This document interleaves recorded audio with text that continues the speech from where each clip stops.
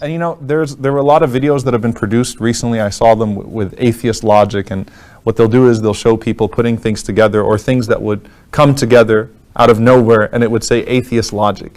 And it reminds me of a debate that Imam Abu Hanifa rahimahullah had with a group of people called Ad-Dahriya. Ad-Dahriya, the literal translation of Ad-Dahriya are the timers. In essence, these were people that said, "Ma yuhlikuna illa dahr," that nothing does away with us except for time.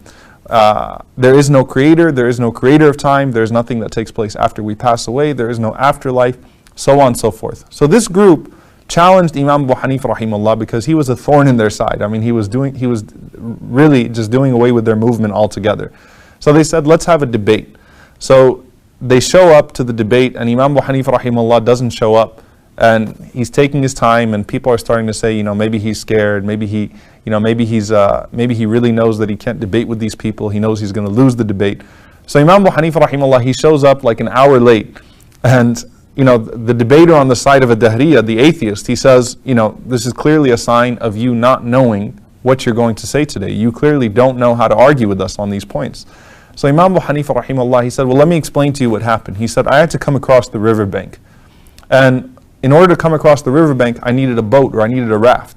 He said, so when I got there, I realized I don't have one. So I sat there and I watched and I waited for nature to create me a raft.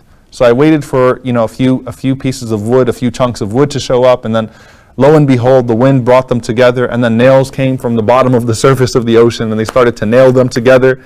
And he said, by the end of it, and obviously I'm paraphrasing the story, he said, by the end of it, I was able to sail and get across the riverbank and debate you here, but that's why I'm late. So the guy on the other side starts to laugh. He says, you really expect us to believe that? He said, you people suggest that all of this came from nothing, that all of this is a matter of chance and not design. And you're amazed by the creation of a boat being from nature, Mother Nature. So this is atheist logic, right? And that comes from Imam Abu Hanifa rahimahullah. It's one thing to say that there is no creator. It's another thing to say there's no designer after the creation. But things are so complex, it makes absolutely no sense. So Imam Abu Hanifa is addressing the simple fact, the simple logic that in order for you to be here, there must have been something before you. It's like belief in your ancestors. You've never seen them, but you know that they were there because it's by the process of cause and effect. You wouldn't be here without them. Imam Shafi'i rahimahullah ta'ala, he came up with a far more deeper answer in regards to the design part of it, the design piece.